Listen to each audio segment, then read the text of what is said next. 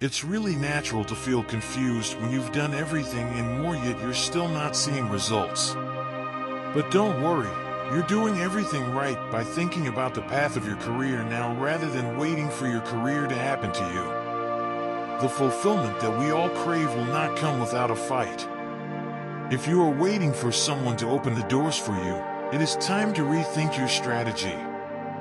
You have to be proactive and make it happen by taking charge yourself. Do more, deserve more.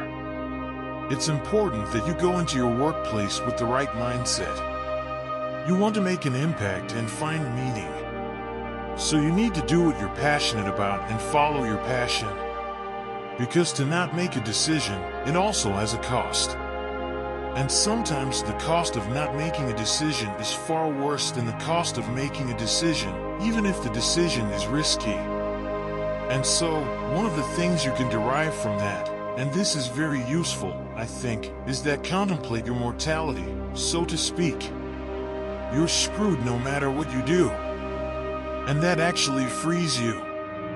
Is that you have path A that has catastrophes, and you have path B that has catastrophes, and you don't get to have the no catastrophe path, but you get to pick which one.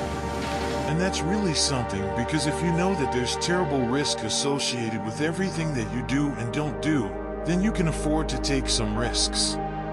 Despite the fact that your life is essentially catastrophic, you can make a covenant with the highest ideal, and that will take you through it the best way possible.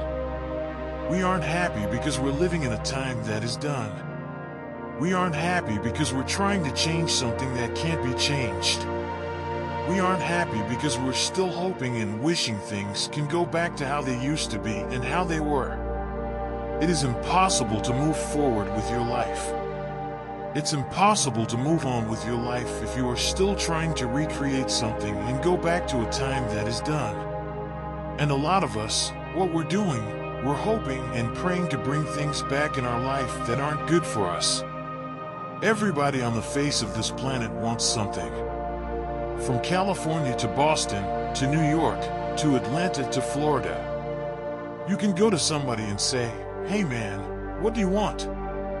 "Man, I want this. I want a house for my family.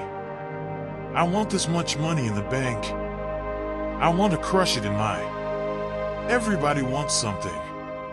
It's like that quote that says, everybody wants to win, but everybody doesn't have the will to prepare to win.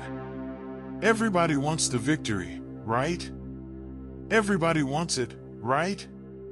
The question that changed, it was no longer about what do you want. Now it's about what are you willing to go through in order to get it.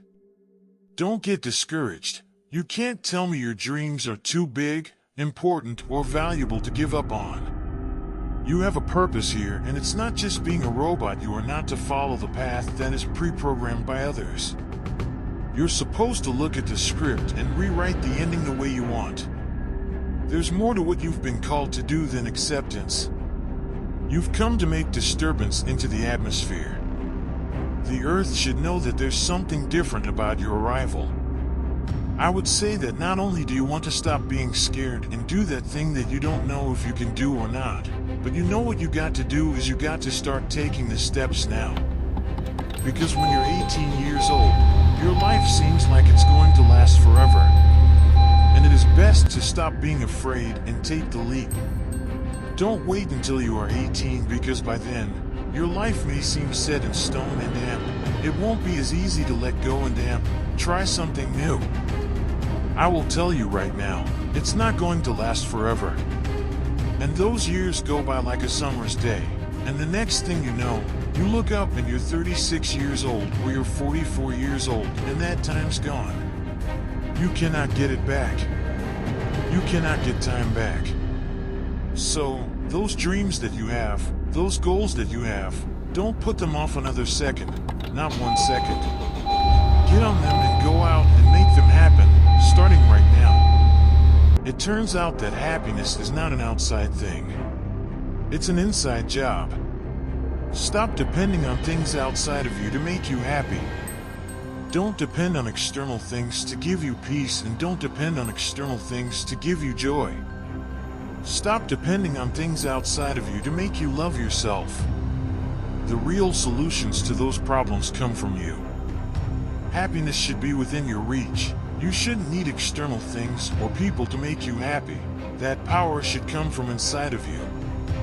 Because you are different. You are one of a kind, and nobody in the world will ever be like you. Unless, of course, you choose to copy yourself after another person. You got to get up. You got to desire. You got to justify the reason why you were given all these gifts. The only way to it is you got to put yourself through the grind. You got to find out, if I go through the fire of life, will I come out as gold?